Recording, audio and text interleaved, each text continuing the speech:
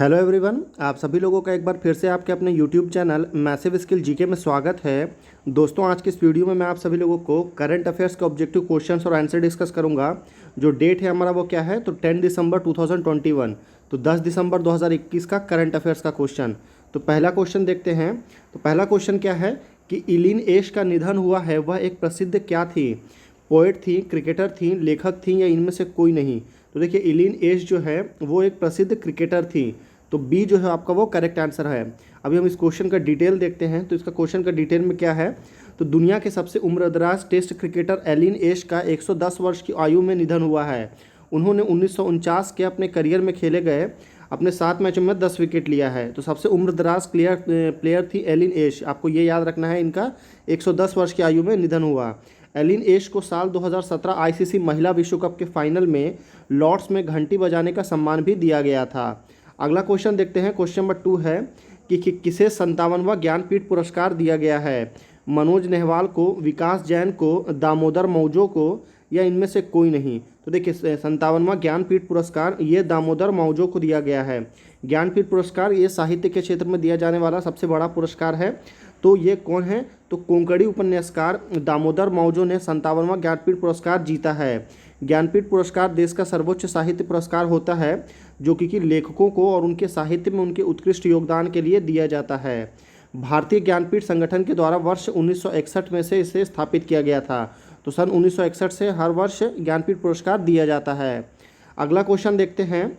तो अरब देशों को फूड एक्सपोर्ट के मामले में साल 2020 में शीर्ष स्थान पर कौन सा देश रहा? चाइना, भारत, रशिया या जापान? तो देखिए, अरब देशों को सबसे ज़्यादा जो फूड, जो अपने खाने के सामान को बेचने का जो काम किया है वो भारत ने किया है। तो बी जो आपका है वो करेक्ट आंसर होगा। अब इसका एक्सप्लेनेशन देखते हैं। तो अरब देशों को फूड एक्सपोर्ट करने के मामले में साल 2020 के अनुसार भारत शीर्ष स्थान पर रहा, जबकि ब्राज़ील देश सबसे महत्वपूर्ण कारोबारी साझेदार रहा है। तो भारत के बाद किसका ये रहा है, तो वो ब्राज़ील सेकंड नंबर पे था। पहले ब्राज़ील जो है वो फर्स्ट रैंक पे था। सबसे ज़्यादा ब्राज़ील से फूड जो है सप्लाई होता था। पिछले साल 2020 में 22 अरब देशों के कुल एग्जीबिशन उपयोगिता निर्यात में भारत जो है 8.25% के साथ पहले, और ब्राज़ील जो है वो 8.15% के साथ दूसरे स्थान पर रहा। अगला क्वेश्चन देखते हैं हम कि किस देश ने दर्द रहित मौत के लिए इच्छा मृत्यु उपकरण को विकसित किया है? Which country develop euthanasia device for painless death? France, Vietnam, Switzerland या जापान? तो देखिए, उस देश का नाम क्या है जिसने इच्छा मृत्यु के लिए एक इच्छा मृत्यु उपकरण विकसित किया है? तो उसका नाम स्विट्जरलैंड है। तो सी जो है आपका वो करेक्ट आंसर होगा। अभी देखते हैं इसके बारे में। तो स्विट्जरलैंड देश ने दर्द रहित मौत के लिए इच्छा मृत्यु उपकरण विकसित किया है। इसके अलावा स्विट्जरलैंड ने इच्छा मृत्यु के कानून को भी मान्यता प्रदान की है। इस उपकरण की मदद से इच्छा मृत्यु वाले व्यक्ति को सिर्फ 1 मिनट में बिना दर्द की मौत दी जा सकती है। स्विट्जरलैंड सरकार ने यह मशीन उन लोगों के लिए बनाई है जो कि लाइलाज बीमारी से जूझ रहे हैं। अगला क्वेश्चन देखते हैं। तो ऑस्ट्रेलिया टेस्ट टीम के उपकप्तान के रूप में किसे नियुक्त किया गया है? स्टीव स्मिथ, निर्लोच जैक्शॉ, देवदास लेलन या इनमें से कोई नहीं? तो देखिए, अभी ऑस्ट्रेलिया टेस्ट टीम के जो है वो वाइस कैप्टन वो स्टीव स्मिथ को बनाया गया है। तो ए जो है आपका वो करेक्ट आंसर है। अभी देखते हैं। तो ऑस्ट्रेलिया टेस्ट टीम के उपकप्तान के रूप में स्टीव स्मिथ को नियुक्त किया गया है। स्टीव स्मिथ ने ऑस्ट्रेलियाई टेस्ट टीम के पूर्व उपकप्तान टिम पेन की जगह ली है। स्टीव स्मिथ साल 2018 में साउथ अफ्रीका में बॉल टेम्परिंग विवाद के कारण कप्तानी से हटाए गए थे। अगला क्वेश्चन देखते हैं हम। क्वेश्चन नंबर 6 है कि नंदा प्रूटी का 104 वर्ष की आयु में निधन हुआ है, वह एक प्रसिद्ध क्या थी? राजनेता यानी कि पॉलिटिशियन थी, शिक्षक थी, कवि थी या लेखक थी? तो वो एक प्रसिद्ध शिक्षक यानी कि टीचर थी। तो बी आपका करेक्ट आंसर होगा। इनके बारे में डिटेल में देखते हैं। तो पद्मश्री पुरस्कार से सम्मानित ओडिशा के प्रसिद्ध शिक्षक नंद किशोर प्रूटी का निधन हुआ है। साल 2021 में उन्हें शिक्षा के क्षेत्र में उनके अहम योगदान के लिए पद्मश्री पुरस्कार से सम्मानित किया गया था। आगे देखते हैं। तो अंतर्राष्ट्रीय भ्रष्टाचार विरोधी दिवस यानी कि एंटी करप्शन डे ये हर साल कब मनाया जाता है? 9 दिसंबर को, 3 दिसंबर को, 6 दिसंबर को या 12 दिसंबर को? तो इंटरनेशनल एंटी करप्शन डे ये हर साल 9 दिसंबर को मनाया जाता है। तो ए करेक्ट आंसर होगा। आइए इसके बारे में पढ़ते हैं। तो प्रत्येक वर्ष 9 दिसंबर को अंतर्राष्ट्रीय भ्रष्टाचार विरोधी दिवस मनाया जाता है। यह दिवस 31 अक्टूबर 2003 को भ्रष्टाचार के खिलाफ संयुक्त राष्ट्र सम्मेलन के पारित होने के बाद से मनाया जाता है। इसका जो थीम है वो क्या है, तो your right your role says no to corruption. ठीक है, ये इसका थीम रखा गया है। तो थीम भी याद रखिएगा, कभी कभी एग्जाम में आता है। क्वेश्चन नंबर 8 काफ़ी ज़्यादा इंपॉर्टेंट क्वेश्चन है, एग्जाम में बहुत बार रिपीट होगा कि जर्मनी देश के नए चांसलर कौन बने हैं। गोनलीव नेल्सोव, कॉर्लिस कोल्ब या ओलाफ शॉल्स या इनमें से कोई नहीं।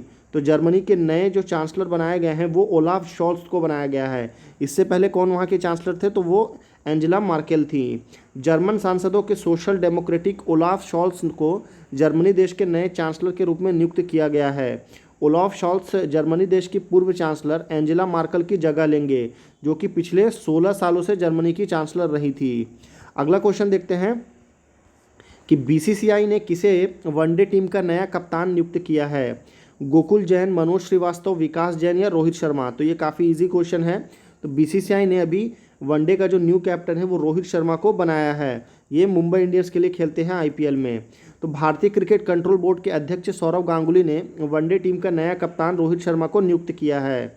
इससे पहले टी20 इंटरनेशनल में विराट कोहली की कप्तानी छोड़ने के बाद रोहित को टी20 टीम की कप्तानी भी सौंपी गई थी।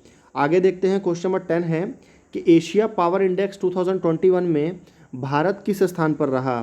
5वें स्थान पर, दूसरे स्थान पर, चौथे स्थान पर या 7वें स्थान पर। तो एशिया पावर इंडेक्स में भारत जो है वो चौथे स्थान पर है। इसमें एशिया पावर इंडेक्स, नाम इसका एशिया पावर इंडेक्स है, पर इसमें जो पावरफुल कंट्री है वो पूरी दुनिया से लिया जाता है। ठीक है, पूरे वर्ल्ड से लिया जाता है। तो देखते हैं, तो Loewi institute Asia power index के अनुसार भारत एशिया प्रशांत क्षेत्र में पावर इंडेक्स में चौथे स्थान पर रहा। फर्स्ट नंबर पे कौन है, तो सब इसमें पहले नंबर पे संयुक्त राज्य अमेरिका, दूसरे स्थान पर चाइना, तीसरे स्थान पर जापान है, चौथे पे भारत और 5वें स्थान पर रशिया को रखा गया है। अगला क्वेश्चन देखते हैं, लास्ट क्वेश्चन है, क्वेश्चन नंबर 11 है कि फोर्ब्स की 100 शक्तिशाली महिलाओं में निर्मला सीतारमण किस स्थान पर रहीं। 37वें स्थान पर, 12वें स्थान पर, 43वें स्थान पर या 22वें स्थान पर। तो फोर्ब्स की 100 शक्तिशाली महिलाओं की सूची में निर्मला सीतारमण, जो कि हमारे देश के अभी फाइनेंस मिनिस्टर हैं, वो 37वें नंबर पर रहीं। तो एक करेक्ट आंसर होगा। अगला क्वेश्चन देखते हैं कि भारत के पहले सीडीएस यानी कि चीफ ऑफ डिफेंस स्टाफ कौन थे जिनका हाल ही में निधन हुआ है। Who was the first CDS of India who passed away recently. General Alok Jha, general Vishal Bakshi, general Mukund Naravane या जनरल बिपिन रावत। तो देखिए ये थे जनरल बिपिन रावत। तो डी जो है आपका वो करेक्ट आंसर है। तो याद रखिएगा, इससे रिलेटेड कुछ इंपॉर्टेंट चीज़ याद रखते हैं, क्वेश्चन आने के चांसेस हैं। तो भारत के पहले chief of defence staff general Bipin Rawat का तमिलनाडु राज्य के कुन्नूर के पास एक हेलीकॉप्टर दुर्घटना में निधन हो गया। इस हेलीकॉप्टर हादसे में विपिन रावत की पत्नी मधुलिका रावत समेत 11 अन्य लोगों के साथ कुल 13 लोगों की मृत्यु हुई है और एक अभी जवान है जो कि अभी सर्वाइव कर रहे हैं अभी तक। ठीक है, एक चीज़ इंपॉर्टेंट आपको याद रखना है, तो उस हेलीकॉप्टर का नाम क्या है। तो उस हेलीकॉप्टर को विंग कमांडर पृथ्वी सिंह चौहान उड़ा रहे थे। जिस हेलीकॉप्टर का नाम क्या है, तो MI-17 V5 था। तो ये कुछ इंपॉर्टेंट चीज़ है, डिटेल्स के साथ है हमारा करंट अफेयर्स। तो अगर आपको वीडियो पसंद आया तो प्लीज़ इसे ज़रूर लाइक करिए, शेयर करिए और चैनल को ज़रूर सब्सक्राइब करिए। फिर मिलते हैं आपसे अगले वीडियो में, तब तक के लिए दीजिए इजाज़त। धन्यवाद।